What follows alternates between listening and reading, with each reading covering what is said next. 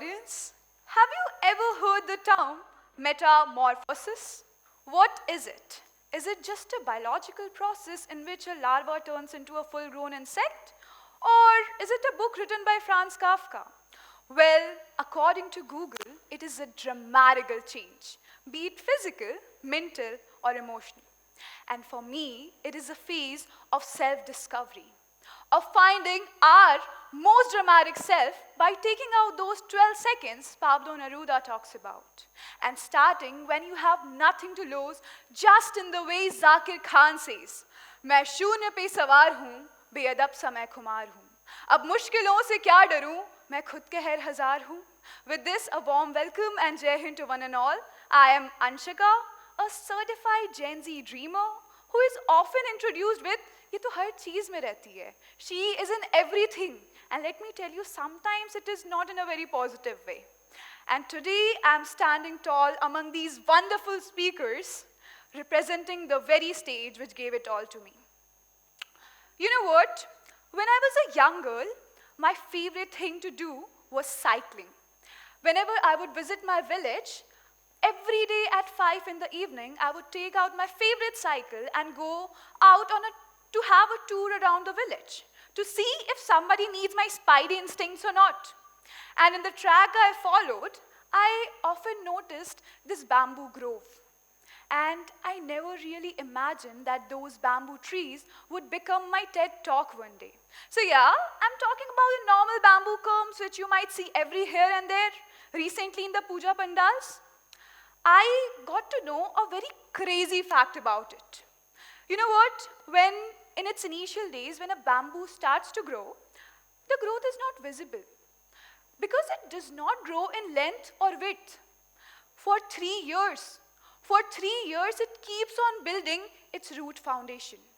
And that sometimes takes it around 15 years too. And after that, when the bamboo actually starts to grow, the growth is massive. 1 to 4 feet each day, tall, taller, and tallest. And you know what? Bamboos are considered one of the strongest plants to exist. And let me tell you a secret. Today, I stand here as a growing bamboo. So, my journey began long ago when I would try to copy and paste my grandparents' and my father's story in front of my friends, flexing how smart I was. But I failed. I would notice the children of my age bringing accolades and making their parents proud. I did too. But it was all limited to academics. And with my never-tested overconfidence and zero experience, I would think, if I get the opportunity, I'll do it much better. After all, I have won all the competitions I had, all the fights I had with my siblings at home, with my most savage replies. And with that overconfidence, I stepped on the stage for the first time in class 6th, where I had to perform Ishwar Singh, the hero from Sara Gadi War. And you know what happened? I did not qualify. I was standing out of the line which was leading me towards the dreams I had. But wait, I call that outstanding. Because if it wouldn't have been that stage that day, I wouldn't have been standing on this stage today. So that day, when all of my friends were on the stage, receiving the prize, I was at the back, calming my racing heartbeat, which felt less like nervousness and more like a serious illness. If you want to imagine what I felt that time, you can imagine some horses running on a track with that thak-thak, thak-thak, thak-thak, which is somehow my heart is sounding right now, but you don't know. Now you know, sorry. So then the COVID came and then the lockdown hit. For 2 years, nor did I try to get up on the stage, neither did I get the chance to, and I did the only thing I was most capable of, absolutely nothing. And in 2022, I joined a completely new world, a new city, a new state, and a new school, which was also taking its first step, just like me. We both had a legacy our ancestors gave to us, a lot of dreams, a lot of inspirations, but the only thing which was missing is what I call the backbone for survival. Confidence, experience. I was a newbie. This school was called the baby branch. So what we did was, we held our hands together and moved. Stumbling, fumbling, and finally finding in each other what we needed the most. A sense of belonging. You know what? In my initial days in this school, wherever I would spot a mic, I would become a self-proclaimed RJ with my very own, my very own, "Good morning, India." But of course, there was no audience that time. After a few weeks, my English teacher selected me for a competition, for a poetry competition. He, like any other good teacher, was very inspiring, very encouraging, very motivating, with his, "You can do it, bacha." But his expression said something else. I whispered to my partner, "Don't you think sir is a little doubtful?" She said, "Yeah, I think so too." But still, we were there in the competition. Poetry, for me, was a mystery. What was it? A few rhyming sentences forming a stanza? And was it my fault that I was born on 23rd October 2007 and not on 26th March 1874? Because on the later date I mentioned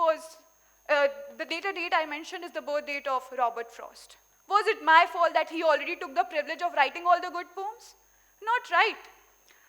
But on the day of competition, when I heard one of my co-participants speaking out her poem, I realized there's still a lot to be written, a lot to be uncovered, and a lot to be discovered.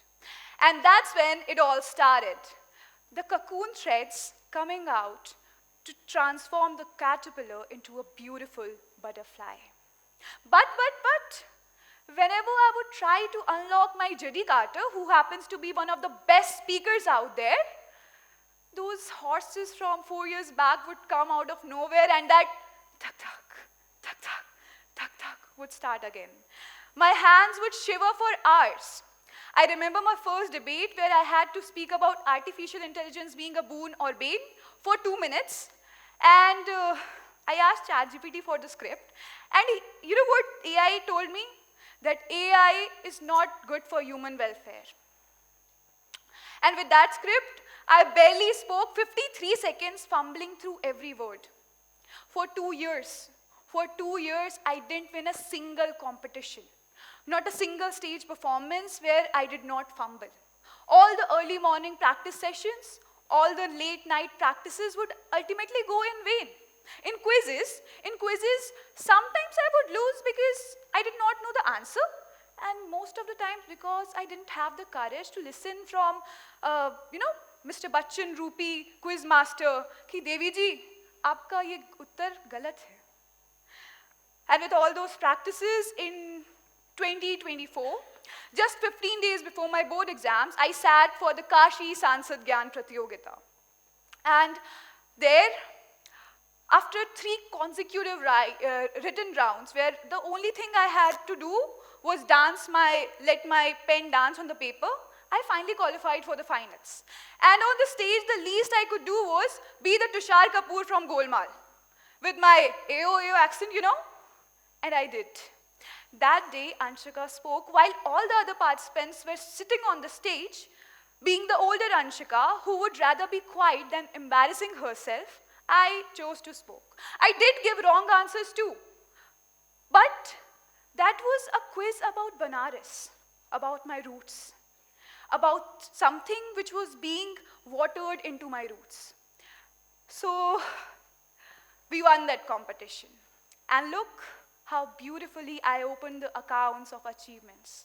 And I got my personal VVIP card to meet the Prime Minister of India. But public speaking was still not my thing. You know what I say?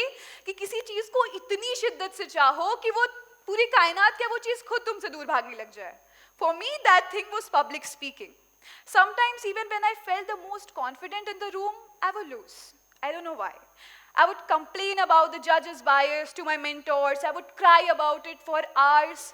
And my mentor, the same English teacher, my mother, my aunt, my friends, principal ma'am, everyone would be there supporting me.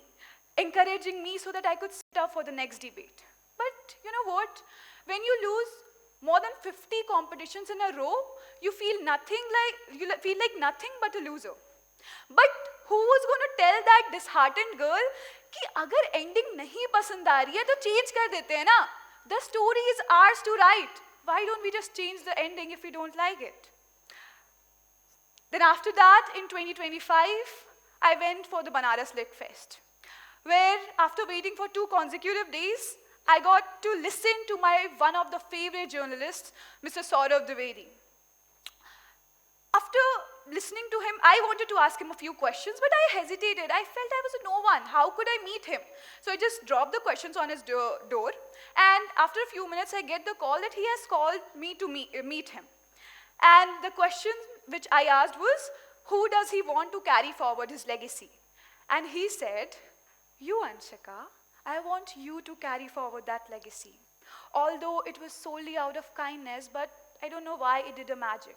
He was among the only few speakers in whose entire interview not a single person left his seat.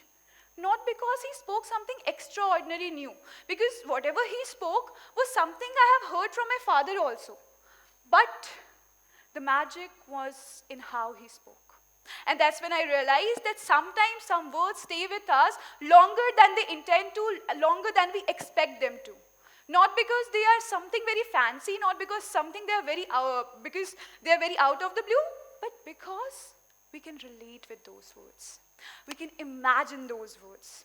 For me, my favorite topic is Kolkata. You know, Kolkata is a place celebrated for its grand festivities, delicacies, flowers, fruits, and a lot of things. The freedom fighters it gave to India, being the former capital of India, and a lot of things. But for me, it is a place where I spent 14 years of my life. It is a place which is rooted in me, in my heart. Recently, Kolkata observed the Jagdhatri Puja. Jagdhatri Puja, if you would search about it somewhere, you would get to know the mythological aspect of Jagdhatri Puja. But I have experienced that puja. I know that alongside the mythological aspect, in Jagdhatri Puja, the friendship between Jaya, Vijaya and Jagdhatri Ma is celebrated. Kolkata, for me, is a place where I enjoyed the best of fuchkas. You know what? Whenever someone talks about luchi and aludam, my eyes are already focused towards them because I have experienced that thing. I can imagine the taste. I can, just feel it. Just like how many of you can imagine the taste of pani puri.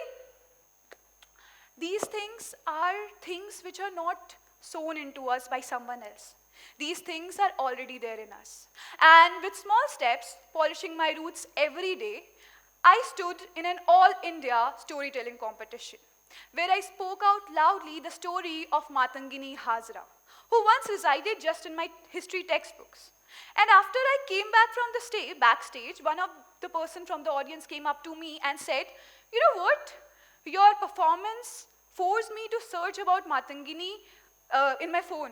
And that's when the first thing my drama teacher told me in my first practice session that came down rushing upon me, and it was that you don't become a good speaker when you win or lose a competition. You become one when the audience straighten their backs just to listen to you.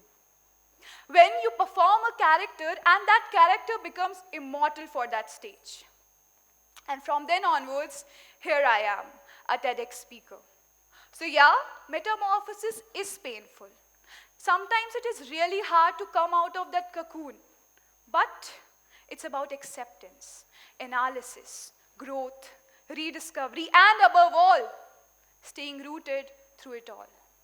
Because roots don't hold us back. They make sure we rise.